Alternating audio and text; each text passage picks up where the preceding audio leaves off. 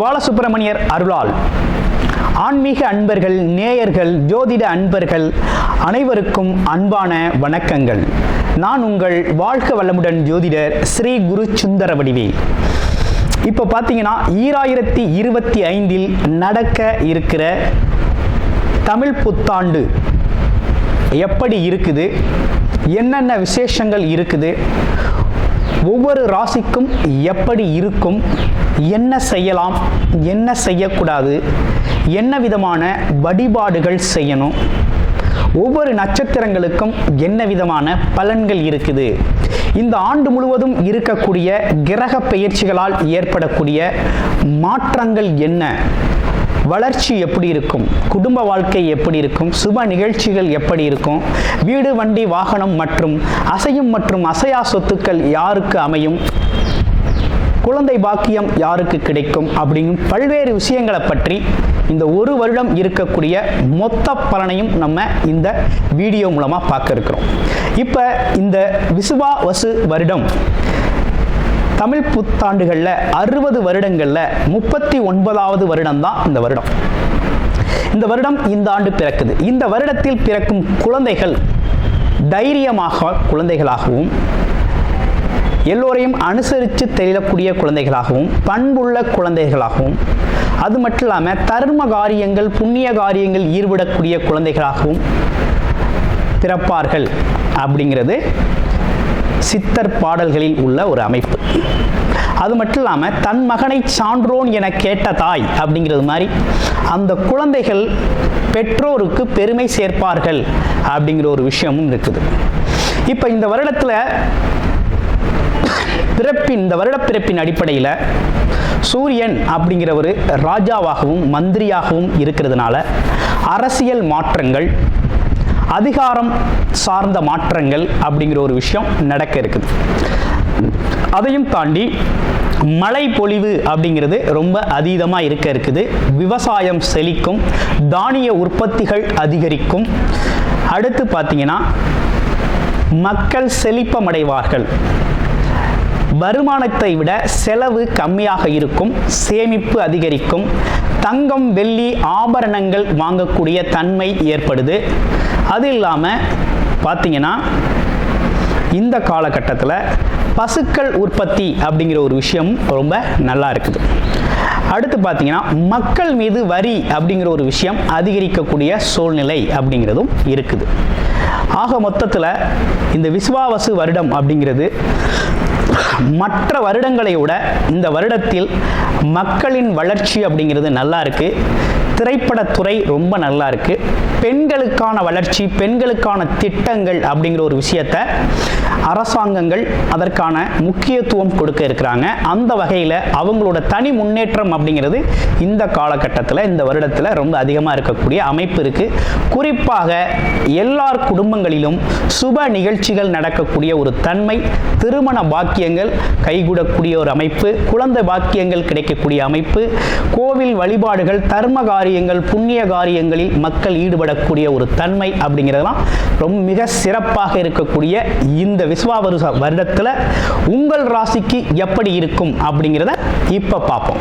சகோதரக்காரனாகிய செவ்வாய் பகவானை ஆட்சி அதிபதியாக கொண்ட விருச்சிக ராசி அன்பர்களுக்கு இந்த வருடம் குருவானவர் ராசிக்கு 7ஆம் இடத்தில் இருந்து அருள்பளித்துக் கொண்டிருந்தவர் களத்திர குருவாக இருந்தார். இப்ப அஷ்டம குருவாக பெயர்ச்சி அடைகிறார் மே மாதம் 14ஆம் தேதி. அதனை தொடர்ந்து பார்த்தீங்கன்னா ராகு பகவான், கேது பகவான் உங்களுடைய ராசிக்கு 5ஆம் இடத்தில் இருந்து வந்த ராகு, 11ஆம் இடத்தில் இருந்து வந்த கேது பகவான், கேது 10ஆம் இடத்திற்கும், ராகு 4ஆம் இடத்திற்கும் பெயர்ச்சி அடைகிறார்கள் வருகின்ற மே 18ஆம் தேதி.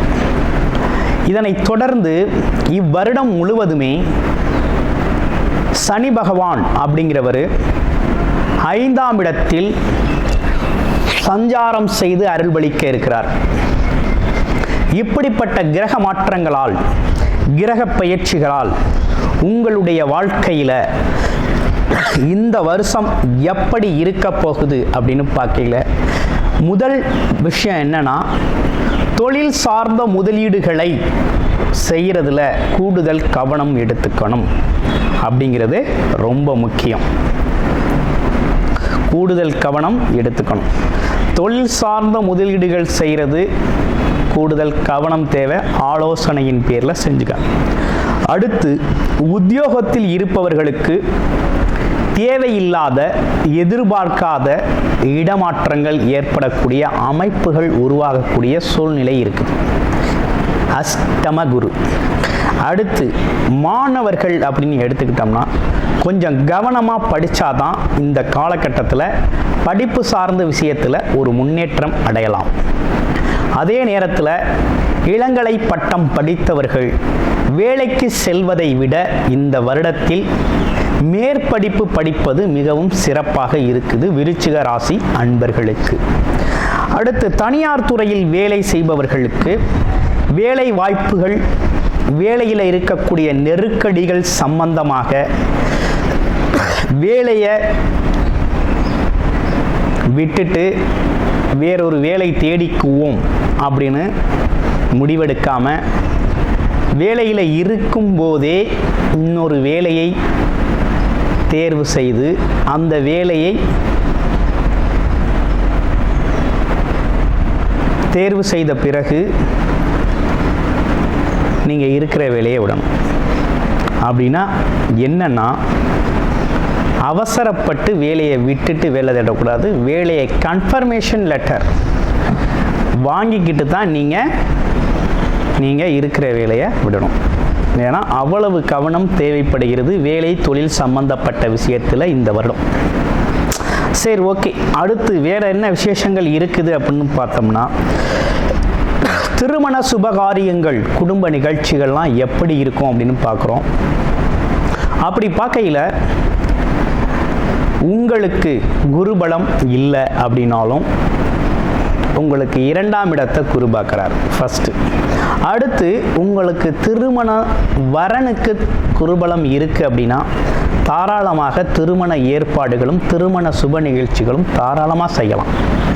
இன்னொரு விஷயம் என்னென்னா, நிச்சயிக்கப்பட்ட பிறகு, தீர்மானம் எடுத்த பிறகு திருமணத்தை லேட் பண்ணாமல், காலதாமதம் செய்யாமல் திருமணம் செய்கிறது அப்படிங்கிறது ரொம்ப சிறப்புக்குரியது, ரொம்ப நல்லது.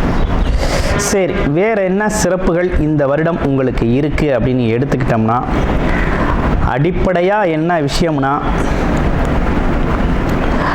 மற்றவர்களுக்கு ஜாமீன் போடுறது, வாக்கு கொடுக்கறது அப்படிங்கிற ஒரு விஷயத்தெல்லாம் தவிர்த்துக்கிறது நல்லது. தேவையற்ற கடன் வாங்கிறது அப்படிங்கிறதெல்லாம் தவிர்த்துக்கிறது நல்லது. அடுத்து என்னென்னா, உடல் ஆரோக்கியத்தில் கூடுதல் கவனம் எடுத்துக்கணும். ஏன்னா அஷ்டம குரு அடி வயிறு மற்றும் வயிறு சார்ந்த பகுதிகளில் தேவையில்லாத உடல் ஆரோக்கிய குறைபாடு ஏற்படக்கூடிய அமைப்பு இருக்குது. உணவு மற்றும் விஷயத்தில் கொஞ்சம் கவனம் எடுத்துக்கங்க. உடல் ஆரோக்கியத்தில் கூடுதல் கவனம் ரொம்ப முக்கியம். சின்ன சின்ன சிகிச்சைகள் செய்ய வேண்டிய அவசியம் கூட வரலாம். அதனால் கொஞ்சம் கவனம் எடுத்துக்கங்க. மற்றபடி இந்த வருடம் அப்படிங்கிறது ஒரு நல்ல விஷயம் என்ன நடந்திருக்கு அப்படின்னு கேட்டோம்னா, விருச்சிக ராசிக்கு அர்த்தாஷ்டம பாதிப்பிலிருந்து முழுமையாக விடுதலை அடைஞ்சாச்சு. ஆனால் என்னன்னா, சனி போயிட்டாரு, ராகு பகவான் வந்து வேற அமர்ந்துட்டார் 4ஆம் இடத்துல. அப்போ பயணங்கள் சம்பந்தப்பட்ட விஷயம் பயங்கரமாக இருக்கும். அதாவது சுற்றுலா போகிறது, வேலை தொழிலுக்காக போகிறது அப்படின்னு பல்வேறு விஷயங்களில் இடமாற்றங்கள், இடம் சார்ந்த விஷயங்கள், பயணங்கள் அப்படிங்கிறது பயணங்கள் ரொம்ப அதிகமாக இருக்கும், பயணமாகவே இருக்கும். அதுக்கு ஏதாவது ஒரு காரணம் இருக்கும் பயணம் போகிறதுக்கு. வயதுக்கு ஏற்றார் போல் இருக்கும். ரொம்ப அதிகப்படியான வயதாக இருந்தால் ஆன்மீக சுற்றுலா பயணங்கள் இருக்கும். இடைப்பட்ட வயதில் வருமானத்திற்கான பயணம் அப்படின்னா வருமானம் சார்ந்து வெளிநாடு, வெளியூர், வெளிமாநில பயணங்கள். அடுத்து பார்த்தீங்கன்னா இன்பச் சுற்றுலா போகிறது அப்படிங்கிறது ஒரு குறிப்பிட்ட சாராருக்கு அமையும். அப்படிங்கிறது மாதிரி அமைப்புகள் இருக்குது. ஓகேங்களா? அடுத்து வேறு என்ன விஷயங்கள் இருக்குது அப்படின்னு பார்த்தோம்னா, கூடுதலாக உங்களுடைய ராசிக்கு இந்த வருடம் அப்படிங்கிறது இப்படிப்பட்ட பலன்களோடு அமைஞ்சிருக்குது. அதே நேரத்தில் பரிகாரம் அப்படிங்கிறது ரொம்ப அவசியம் அப்படிங்கிறது தேவைப்பட்டிருக்குது. என்ன மாதிரி பரிகாரம் நீங்கள் செஞ்சுக்கணும் அப்படின்னா, அடிப்படை பரிகாரம் அப்படின்னு பார்த்தோம்னாக்க, இந்த விருச்சிக ராசி அன்பர்கள் இந்த வருடத்தை ஒரு முறையாவது திருச்செந்தூர் போயிட்டு வரணுங்க. திருச்செந்தூர் போயிட்டு வந்து அங்கே நடக்கக்கூடிய பூஜையில் கலந்துக்கிட்டு அபிஷேகம் செஞ்சு வழிபாடு செஞ்சுட்டு வர்றது ரொம்ப நல்லது. அடுத்து வாரம் வியாழக்கிழமைகளில் நெய் விளக்கேற்றி வழிபாடு செய்கிறது அப்படிங்கிறது ரொம்ப முக்கியம். வாழ்க்கை வளம் பெறும், பொருளாதாரம், செல்வம் மற்றும் பல்வேறு விஷயங்களுக்கு நன்மை அளிக்கும். உங்கள் அனைவருக்கும் இனிய தமிழ் புத்தாண்டு நல்வாழ்த்துக்கள். கூடுதல் தகவலாக நேயர்களின் விருப்பத்திற்கிணங்க நமது ஸ்ரீ பாலசுப்பிரமணியர் ஆலயத்தில் அனைத்து விதமான சகல விதமான தோஷங்களும் நிவர்த்தி அடைய பரிகார பூஜைகள் தொடர்ச்சியாக நடக்க இருக்குது.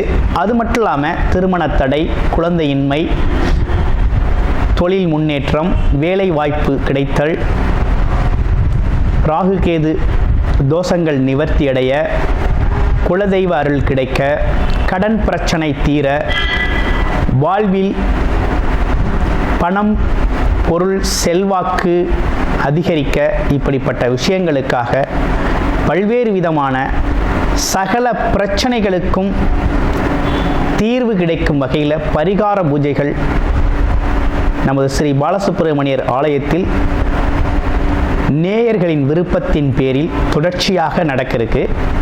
உங்களுக்கு விருப்பம் இருக்கும் பட்சத்தில் டிஸ்பிளேல தர நம்பருக்கு கால் பண்ணி உங்களுக்கான பரிகார பூஜைகளை ஸ்ரீ பாலசுப்பிரமணியர் ஆலயத்தில் செய்து கொள்ளலாம். நன்றி, வணக்கம்.